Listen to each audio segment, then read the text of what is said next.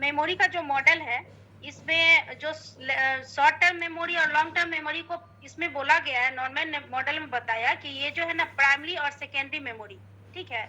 तो उन्होंने कहा कि जब कोई इंफॉर्मेशन हमारे ब्रेन में जाती है, इंफॉर्मेशन कोई भी स्टिमुलस से जो इंफॉर्मेशन हमको मिलता है तो वो प्राइमरी मेमोरी में जाती है, ठीक है, जिसको हम शॉर्ट टर्म मेमोरी बोलते हैं। तो इन्होंने शॉर्ट टर्म मेमोरी को प्राइमरी मेमोरी कहा। शॉर्ट टर्म मेमोरी में प्राइमरी मेमोरी में जाती है, और जब हम इस प्राइमरी मेमोरी में जो इन्फॉर्मेशन होता है उसका हम रिहर्सल अगर नहीं कर पाते हैं, वो क्या हो जाता है, वो फॉरगेटिंग हो जाता है। रिहर्सल यहाँ मेन है, ठीक है, क्योंकि जब प्राइमरी मेमोरी से जब जाएगी सेकेंडरी मेमोरी, यानी सेकेंडरी मेमोरी क्या हो गया, एलटीएम, ठीक है। तो एलटीएम को इन्होंने क्या कहा, सेकेंडरी मेमोरी। तो सेकेंडरी मेमोरी में अगर रिहर्सल हुआ तो गया सेकेंडरी मेमोरी में, अगर नहीं हुआ तो फॉरगेटिंग हो गया, ठीक है। बस यही कहा गया है sir. Very good. Waugh Norman model जो था वो 1965 में लाया गया था। वॉग और नॉर्मैन दो साइंटिस्ट थे, इन लोगों ने मिलकर एक मॉडल का प्रतिपादन किया था। फॉरगेटिंग के जो बहुत सारे सिद्धांत थे जो ये बता रहे थे कि लैप्स ऑफ टाइम के कारण हम भूलते हैं या फिर इंटरफेरेंस के कारण भूलते हैं, इन लोगों ने कहा कि कुछ और भी फैक्टर्स हैं जिनकी वजह से हम को फॉरगेटिंग होती है। तो इनका ये मानना था कि कुछ और फैक्टर्स में कौन कौन से फैक्टर्स ऐसे हैं, इसके आधार पर कुछ मॉडल की चर्चा की गई थी। तो ये मॉडल 1965 में वॉग नॉर्मैन लेकर आए और इन्होंने बताया कि प्राइमरी मेमोरी और सेकेंडरी मेमोरी, प्राइमरी मेमोरी को उन्होंने शॉर्ट टर्म मेमोरी कहा और सेकेंडरी मेमोरी को उन्होंने लॉन्ग टर्म मेमोरी कहा कि इन दोनों के बीच में रिहर्सल बहुत इंपॉर्टेंट है। जब भी हम कोई इन्फॉर्मेशन या कोई स्टिमुलस को इनपुट करते हैं तो वो प्राइमरी मेमोरी में जाता है, सूचनाएं शॉर्ट टर्म मेमोरी में जाती हैं जिसको प्राइमरी मेमोरी कहा गया वॉग नॉर्मैन के द्वारा। वहाँ पर हम उसका रिहर्सल करते हैं। अगर हमने रिहर्सल किया तो सूचनाएं जो हैं बहुत हद तक क्या होता है, प्राइमरी मेमोरी में भी रह जाती हैं और लॉन्ग टर्म मेमोरी यानी सेकेंडरी मेमोरी में भी चली जाती हैं। तो प्राइमरी मेमोरी से सेकेंडरी मेमोरी में जाने की जो प्रक्रिया है वो रिहर्सल पर बेस्ड है। अगर हम रिहर्सल नहीं करते हैं तो प्राइमरी मेमोरी से सूचनाएं लॉन्ग टर्म में ना जाके फॉरगेटिंग के दिशा में चली जाती हैं और व्यक्ति उसको भूल जाता है। यानी 3 कॉन्सेप्ट आपको याद रखना है, प्राइमरी मेमोरी, रिहर्सल और सेकेंडरी मेमोरी। अगर रिहर्सल नहीं होगा तो फॉरगेटिंग होगी, रिहर्सल होगा तो सेकेंडरी मेमोरी में वो चला जाएगा, यानी उसका मेमोरी लॉन्ग टर्म में चला जाएगा। तो ईयर क्या बताएं सर? 1965। 1965। क्लियर है ये? एकदम छोटा सा सिद्धांत, 3 चीज़ें हैं इसमें वॉग नॉर्मैन मॉडल में, primary memory, rehearsal, secondary memory. चलिए, थैंक यू मोनी।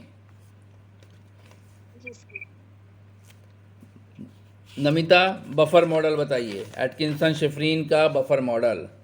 सर एक चीज और, हाँ। ब्रेन में जो हमारा इंफॉर्मेशन जाता है, ब्रेन के किस पार्ट में जाता है, सो बताइए सर। ब्रेन के किस पार्ट में शॉर्ट टर्म रहता है और किस पार्ट में रिहर्सल के बाद लॉन्ग टर्म में जाता है? फिजियोलॉजी जब हम लोग करेंगे ना, इसके बाद फिजियोलॉजी ही करेंगे, ठीक है। तो ब्रेन के 4 पार्ट हैं जहाँ मेमोरी का सेंटर है, ठीक है। तो कौन सी मेमोरी कहाँ पर सेंटर होगी वो बताएंगे, ये नेट के एग्जाम में भी क्वेश्चन आता है। राइट हेमिस्फीयर से सर लेफ्ट हेमिस्फीयर में जब जाता है तो शॉर्ट टर्म से लॉन्ग टर्म में जाता है रिहर्सल होके। नहीं, उसका पार्टिकुलर देखिए जगह है, हिप्पोकैम्पस है, लिम्बिक सिस्टम है, ठीक है, कहाँ कहाँ वो जाएगा, ठीक है, वो हम बताएंगे कि कौन सा सूचना कौन से एरिया में जाता है और उससे कौन तरह की मेमोरी होगी या फॉरगेटिंग होगा, ठीक है। हाँ जी, वो हम बताएंगे। वो एक क्वेश्चन आया था पिछले बार, बड़ा अच्छा क्वेश्चन था, उसको हम कहीं नोट करके रखे हैं। जी सर, आगे Namita ma'am continue. Buffer model Atkinson Shiffrin का। जी, एटकिंसन शिफरिन का ये मॉडल है जिसका नाम बफर मॉडल है। मेमोरी के इस मॉडल में 3 प्रकार बताए गए हैं, सेंसरी मेमोरी, एसटीएम और एलटीएम। इस मॉडल में बताया गया है कि कोई भी इंफॉर्मेशन पहले सेंसरी मेमोरी में जाती है और जिस इंफॉर्मेशन पर व्यक्ति अटेंशन देता है यानी उस पर ध्यान देता है वो सिलेक्ट होकर के एसटीएम में जाती है। एसटीएम में जब सूचनाओं का रिहर्सल किया जाता है तो वो वहाँ स्टोर हो जाती है, और जितने मतलब अच्छे से रिहर्सल होता है तो वो वहाँ कुछ दिनों तक स्टोर होकर धीरे धीरे एलटीएम में चली जाती है। कभी कभी ऐसा भी होता है कि कुछ सूचनाएं ऐसी होती हैं जो रिहर्सल के बावजूद भी एसटीएम में ही रह जाती हैं। एलटीएम में जो सूचनाएं जाती हैं उनका विस्तार पूर्वक जिसका रिहर्सल होता है वही सूचनाएं एलटीएम में जाती हैं। ठीक है। और इसमें व्यक्ति सूचनाओं के अर्थ को समझता है, उसे दूसरे चीजों के साथ जोड़ता भी है, और जब सूचना बहुत अच्छे से उसकी प्रोसेसिंग हो जाती है, समझ लेता है, तो वो एलटीएम में चली जाती है। और अभ्यास मतलब उसका अगर हम एलटीएम में जाने के बाद भी बहुत दिनों तक उसका अभ्यास करते रहते हैं तो वो स्टोर रहती है, और अगर नहीं करते हैं तो धीरे धीरे सूचनाएं भी डीके यानी टाइम इंटरवल के कारण या इंटरफेरेंस के कारण मिट भी जाती हैं। थैंक यू नमिता, इसको एक बार कंक्लूड कर दें। ठीक है, बफर मॉडल ये एटकिंसन और शिफ्रीन का ये मॉडल है। इस मॉडल को हम लोग मोडाल मॉडल के नाम से भी जानते हैं, मोडाल मॉडल। और सबसे ज़्यादा ऑथेंटिक मॉडल अगर कोई है मेमोरी का तो यही मॉडल है। ठीक है, एटकिंसन शिफ्रीन का बफर मॉडल। इस मॉडल में बताया गया है कि 3 कंपोनेंट हैं, एक सेंसोरी मेमोरी, दूसरा शॉर्ट टर्म मेमोरी, तीसरा लॉन्ग टर्म मेमोरी। कहा गया कि जब भी हमारे पास कोई इन्फॉर्मेशन आता है वो सेंस ऑर्गन के द्वारा सेंसोरी मेमोरी में जाता है, वहाँ से सूचनाएं फिर शॉर्ट टर्म मेमोरी में भेजी जाती हैं। तो जैसे ही सूचनाएं शॉर्ट टर्म मेमोरी में जाती हैं वहाँ पर रिहर्सल बफर है। ठीक है, खांचा बना हुआ है R1, R2, R3, R4 करके। ठीक है, एक शॉर्ट टर्म मेमोरी में रिहर्सल जो है वो बफर सिस्टम बना हुआ है, वहाँ पर चीज़ों का रिहर्सल होता है। शॉर्ट टर्म मेमोरी में रिहर्सल जितना ज़्यादा होगा, ठीक है, सूचनाएं वहाँ से सेकेंडरी मेमोरी या एलटीएम में चली जाएंगी, और एलटीएम में वही सूचनाएं जाएंगी जिसका अर्थ हम फाइनलाइज कर लें, या जिसके अर्थ को हम समझ जाएं, या जिसकी मीनिंग को इलेबोरेट कर लें, विस्तार कर लें। तो जो तरीका है एलटीएम में जाने का वो हम यूज़ करते हैं, और बहुत सारी सूचनाएं जो हैं वो शॉर्ट टर्म मेमोरी में ही रह जाती हैं। ठीक है, वो एलटीएम में नहीं जाती हैं क्योंकि उनका वो एज इट इज़ रिहर्सल की वजह से वहाँ पड़ी रहती हैं कि रिहर्सल हो रहा है इसलिए पड़ी हैं, लेकिन उसका विस्तारीकरण अगर नहीं होता है तो वो लॉन्ग टर्म मेमोरी में नहीं जाती हैं। तो जो सूचनाएं एसटीएम में पड़ी हुई हैं जिनका रिहर्सल हम कर पाएँ वहाँ रहेंगी। ठीक है, और कुछ सूचनाएं जो हैं कहाँ चली जाएंगी, लॉन्ग टर्म मेमोरी में चली जाएंगी, और चूँकि एसटीएम की कैपेसिटी सीमित है इसलिए बाकी बची सूचनाएं का फॉरगेटिंग हो जाता है। तो इस सिद्धांत में बफर मॉडल में ये बताया गया है कि एसटीएम की कैपेसिटी लिमिटेड है, जहाँ पर कुछ सूचनाओं का हम रिहर्सल कर पाते हैं और बाकी सूचनाएं क्या होती हैं, वो उनकी फॉरगेटिंग हो जाती है। जिनका हम रिहर्सल नहीं करते हैं, रिहर्सल खांचे में वो नहीं आता है। मान लीजिए कि 10 खांचा है तो 10 खांचे के बाद से जो इन्फॉर्मेशन आएगा वो उसका हम रिहर्सल नहीं कर पाएंगे, वो बाहर चला जाएगा, फॉरगेटिंग हो जाएगी उसकी। तो यहाँ पर जो माना गया है, यहाँ पर भी वही चीज़ें माना गया है। वहाँ प्राइमरी मेमोरी और सेकेंडरी मेमोरी के बीच में क्या था, रिहर्सल। यहाँ भी वही है। ठीक है, सिर्फ स्टेप बढ़ गए, एक स्टेप बढ़ गया सेंसोरी। ठीक है, फिर से आपका प्राइमरी या शॉर्ट टर्म मेमोरी और फिर लॉन्ग टर्म मेमोरी। क्लियर है? कितने इसमें मॉडल आ जाता है सर? 7 मॉडल की चर्चा आज हम लोग करेंगे। 1972 नहीं 1972 ये तो है सर इसका। 72 में लेवल ऑफ प्रोसेसिंग मॉडल आया था क्रेक एंड लोखार्ड का।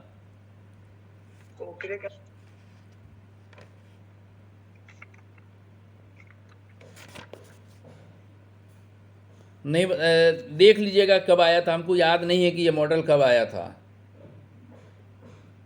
ठीक है सर। 1972 में 72 ही बोले सर। ठीक है हाँ, सर, 72। चलिए ठीक है। 1972। अगला मेमोरी का मॉडल कौन बताएगा?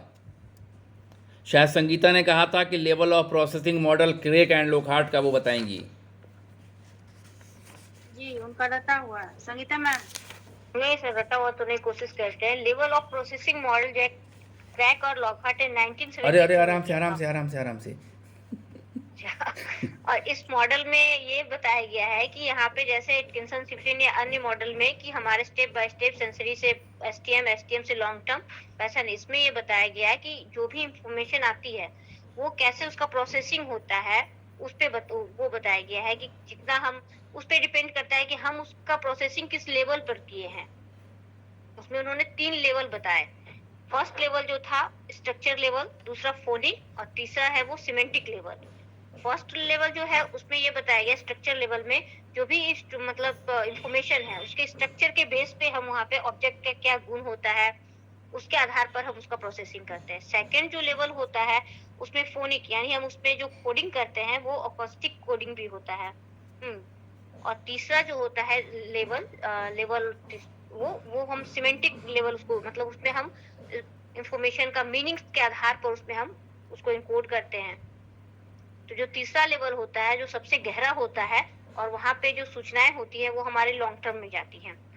इन्होंने मतलब पार्ट वाइज करके नहीं बताया हम किस लेवल पे कर रहे हैं, फर्स्ट सेकंड थर्ड, और तीनों को वो बताया। जो सबसे ऊपरी लेवल होता है वो मतलब सबसे थर्ड लेवल जो होता है वो काफी, उसमें जो मेमोरी होगी वो काफी स्ट्रांग होती है हमारी और वो हमारे एलटीएम में सेव होती है।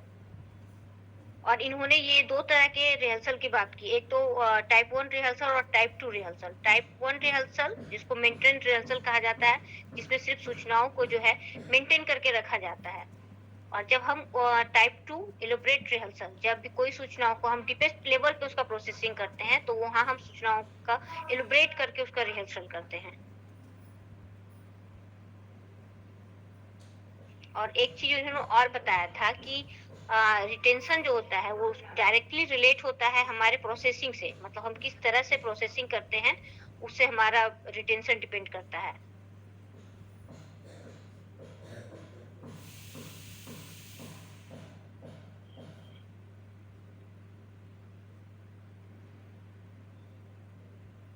हो गया? जी सर। चलिए एक बार इसको कंक्लूड करते हैं, ठीक है।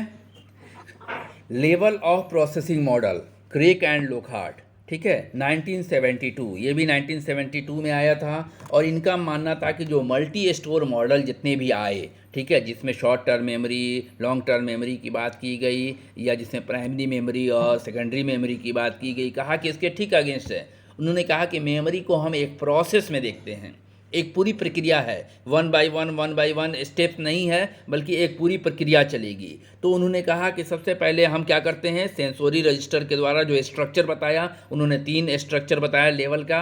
पहला स्ट्रक्चर था, दूसरा फोनिक था और तीसरा सिमेंटिक था।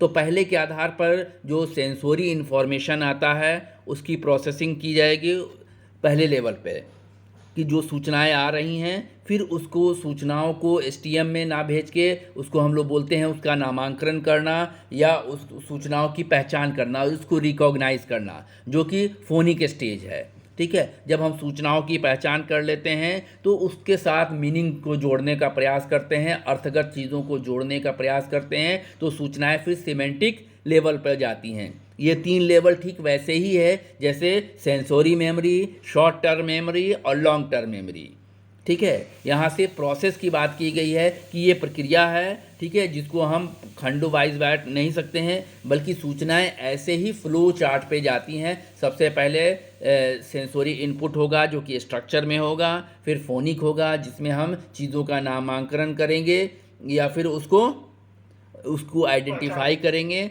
और उसको आइडेंटिफाई करने के बाद जब हम उसको अर्थ से जोड़ेंगे तो वो सिमेंटिक मेमोरी में चला जाएगा। और ये सूचनाएं सिमेंटिक मेमोरी में जाने के लिए 2 तरह की चीज़ें बात करती हैं कि फोनिक स्टेज से सिमेंटिक स्टेज में जाने के लिए 2 तरह के रिहर्सल की बात है, टाइप 1 रिहर्सल और टाइप 2 रिहर्सल। टाइप 1 जो था वो मेंटेनेंस है कि सूचनाएं जो हैं वो मेंटेन रहें, यानी एसटीएम में रह जाए, उसके लिए हम क्या करते हैं, टाइप 1 रिहर्सल करते हैं। और सूचनाएं लॉन्ग टर्म में चली जाएं, उसके लिए टाइप 2 रिहर्सल किया जाता है, ठीक है। तो वहाँ पर हम जब टाइप 2 रिहर्सल करते हैं तो चीज़ों का विस्तारीकरण कर देते हैं, इलेबोरेशन कर देते हैं, उसके अर्थ को उसके जोड़ देते हैं, जिस कारण सूचनाएं सिमेंटिक लेवल पर चली जाती हैं और चीज़ें हमको लंबे समय तक याद रहती हैं। ठीक है। फोनिक स्टेज और स्ट्रक्चरल स्टेज पर फॉरगेटिंग ज़्यादा देखा जाता है बनिस्बत के सिमेंटिक स्टेज से। तो ये 3 तरह का लेवल है, 3 तरह का स्तर है, किसके द्वारा? क्रेक एंड लोखार्ट के द्वारा। सर इसको यूनी प्रोसेस मॉडल भी कहते हैं क्या? नहीं बता सकते हैं कि इसको यूनी मॉडल प्रोसेस कहते हैं कि नहीं कहते हैं।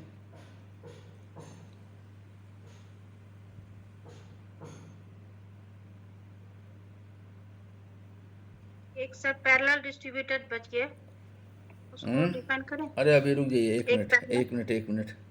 तो ये हो गया लेवल ऑफ प्रोसेसिंग हो गया। पीडीपी बताइएगा, कौन बताएगा? जी हम बताएंगे। हैं? हम कोई कौन? बताएंगे तो बताइए। हु इज हम? मोनी सर। मोनी। पीडीपी मोनी बताएंगे। Very good. और इसके बाद कौन बच गया हम लोग का? एड्रेस रजिस्टर मॉडल ब्रॉडबैंड का, सैम्पलिंग मॉडल शिफ्रीन का और चेरी का इंफॉर्मेशन प्रोसेसिंग। 3 मॉडल हम लोग का बचता है, ये भी होगा। ठीक है। चलिए मोनी पीडीपी बताइएगा ना। चलिए पीडीपी बताइए। ये बहुत छोटा सा है मेमोरी मॉडल, बहुत मेमोरी का जो ये मॉडल है बहुत छोटा मॉडल है, लेकिन लेटेस्ट मॉडल माना जाता है इसको। और ये जो दिया हुआ है मोडेक है 1989 में। ठीक है। इन्होंने कहा, इन्होंने न शॉर्ट टर्म को माना न लॉन्ग टर्म को माना। हम लोग जैसे जानते हैं कि शॉर्ट टर्म से जो रिहर्सल होकर लॉन्ग टर्म में इंफॉर्मेशन जाता है, और तो तब हम क्या होता है इंफॉर्मेशन मतलब रिहर्सल के थ्रू जाता है। ठीक है। और जब हम उसको रिकॉल करते हैं तो फिर लॉन्ग टर्म से हमको रिकॉल होता है। ठीक है। तो ये इन्होंने नहीं कहा, ये सब ना एलटीएम को माना ना, ऐसा नहीं कहा कि कोई भी स्टिमुलस से जो हमको इन्फॉर्मेशन मिलता है तो वो क्या करता है पैरेलल रूप से वो क्या करता है सभी ब्रेन का जो भी जितना भाग है सभी में जाता है, एक कॉपी के तरह। ठीक है। जिसका मतलब कॉपी करके सब जो एरिया है स्मृति का जो मतलब भाग है बांटा हुआ है ब्रेन का, उसमें वो बच जाता है। और जब हम उसको पुनः से रिकॉल करते हैं तो कहीं मतलब जो भी एरिया में बांटा हुआ हमारा कॉपीज किया हुआ इंफॉर्मेशन गया, और फिर क्या करता है उसको किसी भी एरिया से जब हम उसको रिकॉल करते हैं तो फिर हम उससे रिकॉल इंफॉर्मेशन हमको रिकॉल हो जाता है। बस छोटा सा है, इसमें ज्यादा कुछ नहीं बोला गया है सर। ये मॉडल जो है पैरेलल डिस्ट्रीब्यूटेड प्रोसेसिंग मॉडल मोडॉक 1989। ठीक है। ये मॉडल ये कहता है कि पैरेलल डिस्ट्रीब्यूशन, जब हम किसी सूचनाओं को इनपुट करते हैं या मेमोरी में डालते हैं तो सूचनाएं एक साथ शॉर्ट टर्म में भी रहेंगी, लॉन्ग टर्म में भी रहेंगी, और ब्रेन के पार्टिकुलर स्पेस जहाँ पर उसका स्पेस बना हुआ है उस एरिया में भी रहेंगी। और जब हम रिकॉल करना चाहते हैं तो कहीं से भी वो रिकॉल हो सकता है, वो प्राइमरी सेक्शन से भी हो सकता है, सेकेंडरी सेक्शन से भी हो सकता है, ब्रेन के किसी हिस्से में वो कहीं से भी रिकॉल हो सकता है। तो कहने का मतलब था कि कोई 1 और 2 और 3 की बात नहीं थी कि फॉरगेटिंग होने की फिर वजह क्या थी। मेरा एक सवाल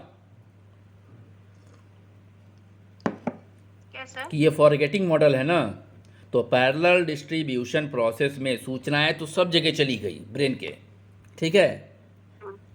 तो फिर फॉरगेटिंग क्यों?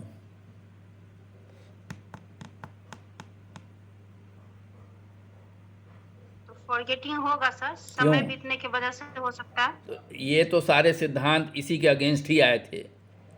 ये सारे मॉडल तो इसी के अगेंस्ट आए हैं कि समय बीतने की वजह से फॉरगेटिंग नहीं होती है, इंटरफेरेंस की वजह से नहीं होती है, अन्य फैक्टर हैं। यहीं से हमने शुरू किया था कि वो अदर फैक्टर्स हैं जिनकी वजह से फॉरगेटिंग हो रही है, जैसे रिहर्सल का ना होना, इलेबोरेशन का ना होना, ठीक है, सीमेंटिक चीज़ों के साथ ना जोड़ना, या सिर्फ मेंटेनेंस रिहर्सल करना। ठीक है। तो ऐसे बहुत सारी चीज़ हैं। तो आप यहाँ सोच के बताइए कि क्यों सूचनाएं जब ब्रेन के हर हिस्से में चली गई, शॉर्ट टर्म में भी चला गया, लॉन्ग टर्म में भी चला गया, ठीक है, ब्रेन के पार्टिकुलर एरिया में भी चला गया, तो फॉरगेटिंग क्यों होगा? जब हम रिकॉल कर रहे हैं तो कहीं ना कहीं से रिकॉल हो जाएगा। सर इसमें एक प्रोसेस होता है कि जितने भी जो कॉम्प्लेक्स इंफॉर्मेशंस होते हैं उसके अगर हम किसी इंफॉर्मेशन को लेते हैं तो ढेर सारी प्रक्रियाएं एक साथ होती है। जैसे अगर हम पढ़ने को ही ले तो हम उसे पढ़ भी रहे हैं, उसके लेटर्स अक्षर को समझ भी रहे हैं, उसके अर्थ को भी समझ रहे हैं, तो ये सारे प्रोसेस एक साथ हमारे एसटीएम एलटीएम या फिर मेमोरी के या ब्रेन के किसी एक पार्ट में स्टोर्ड होते हैं। लेकिन अगर इन प्रोसेसेस में कहीं भी कोई भी प्रोसेस अगर सही ढंग से नहीं हो पाया, जैसे हम सही अर्थ नहीं ले पाए या सही अक्षरों को नहीं पहचान पाए, तो थोड़े समय के बाद उनमें से किसी एक प्रोसेस में प्रॉब्लम आ जाता है जिससे फॉरगेटिंग होती है। नहीं, सर इनकोडिंग अगर सही से नहीं हो तभी तो फॉरगेटिंग हो जाएगी ना सर। मान लीजिए अगर इसी के तो अगेंस्ट ये सिद्धांत है। इस सिद्धांत में एक्चुअली ये मॉडल जो है जो आपका पैरेलल डिस्ट्रीब्यूटेड मॉडल है, ये फॉरगेटिंग की व्याख्या करता ही नहीं है। ये मेमोरी की व्याख्या करता है कि चीज़ें हमको क्यों याद रहती हैं। ठीक है, ये फॉरगेटिंग की व्याख्या कर ही नहीं पा रहा है, क्योंकि ये बता रहा है कि ब्रेन के सारे हिस्से में चला गया एक साथ, किसी भी इंफॉर्मेशन की जो कॉपीज़ है वो ब्रेन के हर हिस्से में चली गई, और जब हम रिकॉल करना चाहते हैं तो वो कहीं से भी रिकॉल हो जाता है, रिट्राइवल हो जाता है उसका। तो फॉरगेटिंग इस वजह से चीज़ें हमको याद रहती हैं। तो ध्यान रखिएगा कि ये मॉडल जो है पीडीपी मॉडल, ठीक है, ये बताता है कि फॉरगेटिंग क्यों नहीं हो रही है, ये नहीं बताता है। ये बताता है कि रिमेम्बरिंग क्यों हो रही है। क्लियर है? जी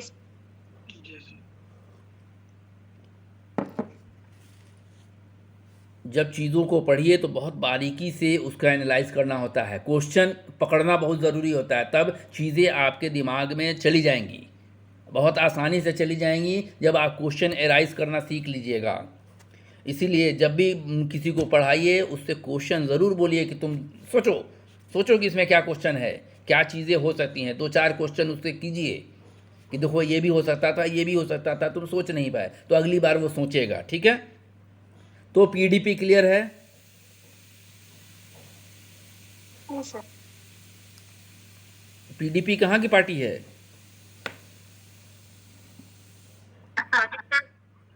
कश्मीर की। Very good. किसकी पार्टी है? Mufti Mohammad. Very good, very good. देखिए तो ये जनरल नॉलेज भी है साथ साथ।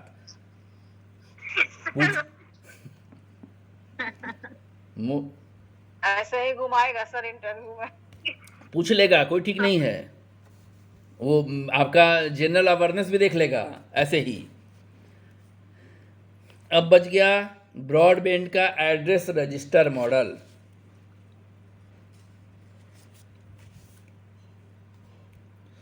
इसमें भी 4 स्टेजेस अगर हैं, चर्चा हम लोग कर लें तो एसटीएम है, शॉर्ट सेंसोरी मेमोरी है, एसटीएम है, एड्रेस रजिस्टर है और एलटीएम है। यहाँ भी जो मॉडल है ये 4 स्टेप्स की व्याख्या करता है। सबसे पहले सूचनाएं सेंसोरी मेमोरी में, सेंसोरी मेमोरी से सूचनाएं शॉर्ट टर्म मेमोरी में, शॉर्ट टर्म मेमोरी के बाद कहाँ जाएगा वो?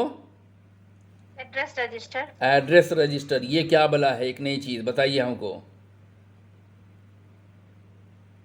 सर ये रिहर्सल का ही तो रूप है। एड्रेस रजिस्टर जो है,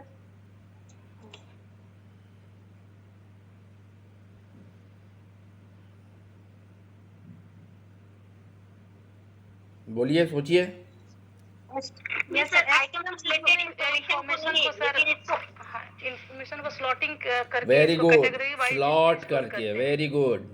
इंफॉर्मेशन जो है एड्रेस रजिस्टर में क्या करता है, विभिन्न स्लॉट में डालता है। ठीक है, जो हम लोग पढ़ रहे हैं, हम लोग यही काम कर रहे हैं, स्लॉटिंग का काम कर रहे हैं। आज मेमोरी का मॉडल पढ़ेंगे, कल थ्योरी पढ़ा, तो एक चीज़ एक जगह डाला, ठीक है, स्लॉट में डाला कि जब हम मेमोरी के मॉडल की बात करेंगे तो हमको 7 मॉडल याद होगा। ठीक है, कि 7 मॉडल की चर्चा की गई थी, तो हम बात कर सकते हैं ब्रॉडबैंड का एड्रेस रजिस्टर मॉडल, हम बात कर सकते हैं वॉगमैन नॉर्मन का मॉडल, ठीक है, हम बात कर सकते हैं एटकिंसन का buffer model, sampling model, level of processing model, information model. तो ऐसे याद रहेगा। कल जो थ्योरी हुई थी, कौन कौन सी थ्योरी हुई थी? सर डीके डी डीके थ्योरी, डीके या disuse theory, theory, motivational theory, Zeigarnik का हुआ था, फिर परसिवरेशन कंसोलिडेशन, ठीक है। इंटरफेरेंस थ्योरी में रेट्रोएक्टिव, टू फैक्टर, मैकगुच का, मैकगुच की थ्योरी भी, कॉम्पिटिशन रिस्पांस थ्योरी, टुल्विन की भी थ्योरी थी, स्टिमुलस इनकोडिंग थ्योरी। हाँ स्टिमुलस इनकोडिंग थ्योरी। ठीक है। तो हम लोगों ने किया क्या, स्लॉटिंग ही किया ना, कि कल जो थी थ्योरी में कौन कौन सी चीज़ें कही गई थी उसकी एक स्लॉटिंग किया गया, और दूसरा हम लोग आज स्लॉट बना रहे हैं। तो सूचनाएं स्लॉट में, यही वो एड्रेस रजिस्टर है जहाँ पर सूचनाएं एक स्लॉट में रखी जाती हैं और रिहर्सल के माध्यम से, ठीक है, फिर ये सूचनाएं एलटीएम में चली जाती हैं।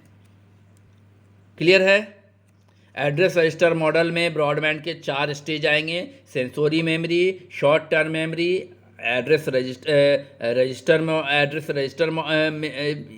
एरिया, और वहाँ से जाएगा लॉन्ग टर्म मेमोरी में। ठीक है। एड्रेस रजिस्टर क्या है, स्लॉटिंग का, शॉर्ट टर्म मेमोरी के बाद उसको हम स्लॉट में डालते हैं, एक ख़ास तरह की सूचनाएं ख़ास एरिया में एक स्लॉट एक रूप में डाल देते हैं। जैसे सब्ज़ी के नाम, तो सब्ज़ी का नाम एक जगह डाल दिया, फल का नाम एक जगह डाल दिया। ठीक है। तो वो आपको स्लॉटिंग करता है, तो सूचनाएं वहाँ एक साथ स्लॉट में रहती हैं। फिर सूचनाएं अर्थ के आधार पर, आपके एक्सपीरियंस के आधार पर, घटना के आधार पर सूचनाएं कहाँ चली जाएंगी, लॉन्ग टर्म मेमोरी में चली जाएंगी। शिफ्रीन का एक मॉडल था, सैम्पलिंग मॉडल।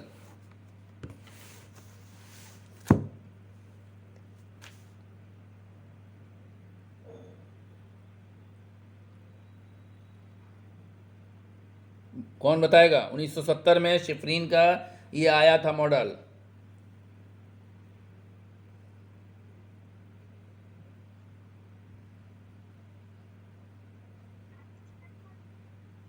शेफरिन का सर ये मॉडल था सैम्पलिंग मॉडल, इसमें इन्होंने एलटीएम पर ज्यादा बल डाला है। Very good.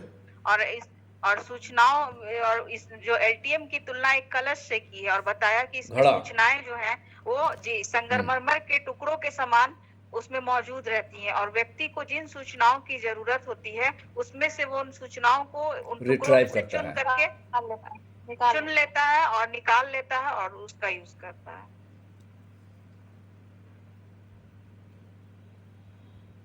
तो इनके शिफ्रीन का ये मानना था कि लॉन्ग टर्म मेमोरी में जितनी भी सूचनाएं हैं वो विभिन्न आइटम्स के रूप में रखी गई हैं, या उसको कहा जाए कि वो संगमरमर का टुकड़ा है जो कि एक कलश में रखा हुआ है, यानी हमारा जो ब्रेन है वो एक कलश है और वहाँ सूचनाएं रखी हुई हैं। जब हमको ज़रूरत होती है, ठीक है, तो हम वहाँ से सूचनाओं को रिट्राइव करते हैं। ठीक है। तो एसटीएम की कोई बात की कि नहीं उन्होंने? जी कहा उन्होंने कि कलश से अगर हमें कोई इन्फॉर्मेशन चाहिए तो हम एलटीएम से एक मुट्ठी संगमरमर या आइटम्स को चुनते हैं, उसे एसटीएम में रखते हैं और फिर वहां से हम अपने काम का इन्फॉर्मेशन निकालते हैं। यानी एलटीएम से सूचनाएं डायरेक्ट रिट्राइव नहीं होती है, उसको हम वापस शॉर्ट टर्म मेमोरी में लाते हैं, क्योंकि शॉर्ट टर्म मेमोरी हमारा वर्किंग मेमोरी है, वहाँ इस्तेमाल करते हैं और फिर सूचनाएं वापस एलटीएम में चली जाती हैं। ठीक है। एक और मॉडल हम लोग का रह गया, इंफॉर्मेशन प्रोसेसिंग मॉडल, चेरी।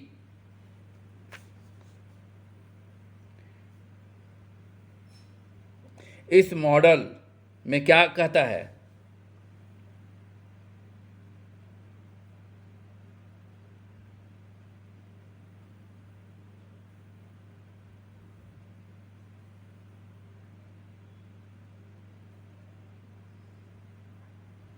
कोई आइडिया? चेरी का ये सिद्धांत जो कि इंफॉर्मेशन प्रोसेसिंग में आता है, इसको स्पीच रिकॉग्निशन का सिद्धांत बोलते हैं। कौन सा सिद्धांत है ये? Speech recognition. इस सिद्धांत में ये बताने की कोशिश की गई है कि इनकोडिंग से लेके रिट्राइवल की जो अवस्था है वो एक फेज़ में फ्लो होती है, एक फ्लो में चलेगा।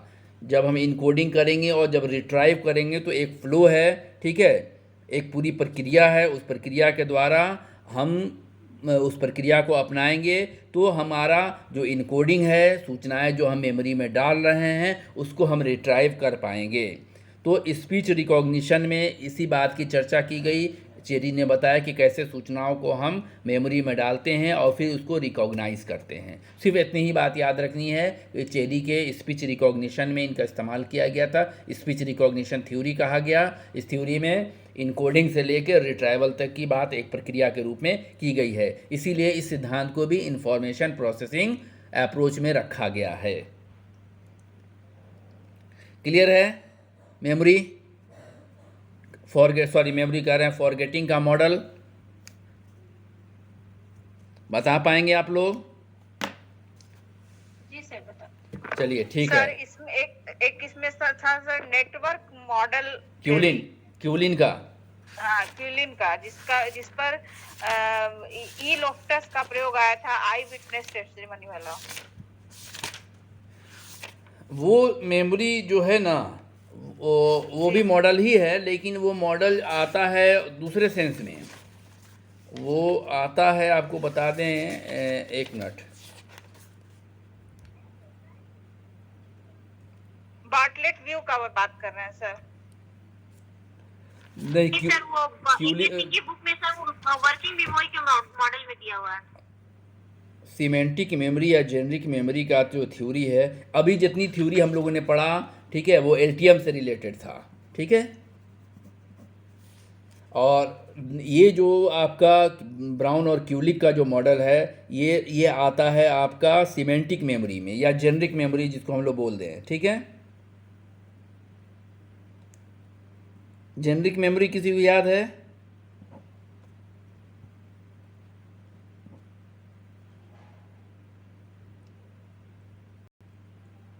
इसमें भी 4 तरह का हम देख रहे हैं कि मॉडल है, ठीक है।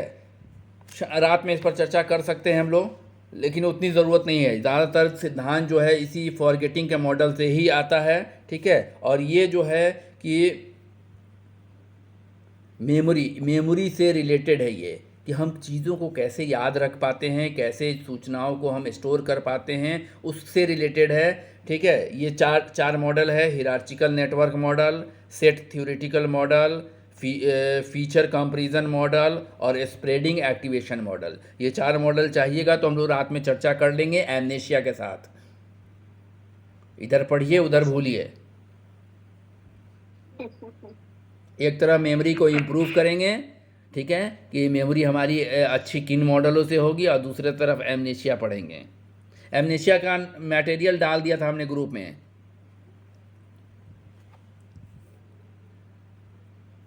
किसी ने नहीं देखा, सब लोग बिजी है। तो रात में हम लोग देखेंगे एमनेशिया, रेट्रोग्रेड एमनेशिया, एंट्रोग्रेड एमनेशिया। 4 या 5 तरह का एमनेशिया है, ठीक है। Drug induced amnesia, age related amnesia, ठीक है। तो जो भी है हम लोग कल देखेंगे। बेसिकली इसमें से एमनेशिया से क्वेश्चन आता ही है। रेट्रोग्रेड और एंट्रोग्रेड एमनेशिया को अच्छे से समझना है। तो रात में से भी आता है, अल्जाइमर से भी आता है। हाँ, तो वो एज रिलेटेड हो गया ना, उम्र के साथ वो एमनेशिया एज रिलेटेड होगा, ठीक है। सर ग्रुप में कैसे देखेंगे सर, पता नहीं चल पाता। क्या देखेंगे ग्रुप में? जैसे एमनेशिया आपने सर डाला है, हाँ, तो आप किस ग्रुप में हैं? सर आपसे जुड़े हुए हैं सर। और हमसे जुड़े रहते तो आपको मिल गया रहता। आप बिहार वाले ग्रुप में हैं शायद, है ना? जी हाँ। तो इसीलिए आप अपना नंबर बोलिए, हम जोड़ देंगे। इसीलिए आपको नहीं मिला है। ठीक है सर। नंबर बोलिए। 92 हाँ 92 13 13 14 14 0 हैं 0 0 133। 133। हमको तो लगता है दिनेश आपको जोड़े हुए हैं हम। जी हाँ सर, आपने जोड़ा हुआ है सर। तो फिर कैसे? आप कॉन्सेप्ट वाले ग्रुप पे जाइए ना। कॉन्सेप्ट वाले ग्रुप पे मटेरियल दिया हुआ है। ठीक है सर, ठीक है। हाँ, उसी पे जाता है। जो भी वीडियो है उसी पे जाता है, जो भी लर्निंग मटेरियल है उसी पे जाता है। ठीक है सर। बिहार वाला ग्रुप असल में वो राज्य सरकार है, उस पर सिर्फ इंफॉर्मेशन आता है इंटरव्यू से रिलेटेड, ठीक है। जी हाँ, जी हाँ। वो पढ़ाई वाला ग्रुप नहीं है, वो ग्रुप है हम लोग का इंफॉर्मेशन, सूचनाएं आपको ज़्यादा से ज़्यादा उससे रिलेटेड मिल सकें। जी हाँ, जी हाँ, जी। सर ये क्लास रिकॉर्ड हुआ है क्या? हैं? ये क्लास रिकॉर्ड हुआ है? हाँ, हो गया।